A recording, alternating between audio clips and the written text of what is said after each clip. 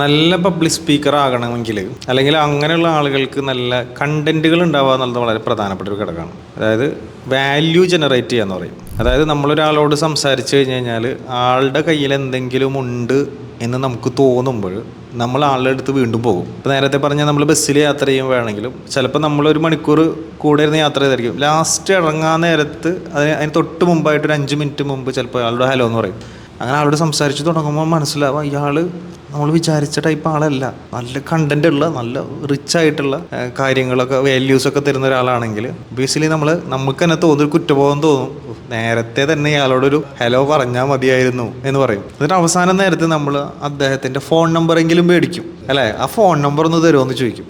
എന്ന് പറഞ്ഞു കഴിഞ്ഞാൽ അദ്ദേഹത്തിൽ എന്തൊക്കെ ഉള്ളത് കൊണ്ടാണ് നമ്മൾ അദ്ദേഹത്തിൻ്റെ ഫോൺ നമ്പർ ചോദിക്കുന്നത്. എന്നാൽ ചില ആളുകൾ ഫോൺ നമ്പർ ഇങ്ങള് തരാമെന്ന് പറഞ്ഞാൽ നമ്മൾ എന്ത് പറയും? അത് ഞാൻ മേടിച്ചോണ്ടെന്ന് പറയും, അവൻ്റെ കയ്യിൽ നിന്ന് ഞാൻ മേടിച്ചോണ്ടെന്ന് പറയും. അതെ. അപ്പോൾ ശരിക്കും പറഞ്ഞാൽ നമ്മളെ കയ്യിൽ കണ്ടന്റ് ഉണ്ടെങ്കിൽ, നമ്മുടെ കയ്യിൽ വാല്യൂ ഉണ്ടെങ്കിൽ തീർച്ചയായിട്ടും ആളുകൾ നമ്മളെ തേടി വരും, നമ്മുടെ അടുത്തേക്ക് വരും, നമ്മളെ അന്വേഷിച്ച് വരും, നമുക്ക് വേണ്ടി ക്യൂ നിൽക്കും എന്നുള്ളതാണ് വാസ്തവം.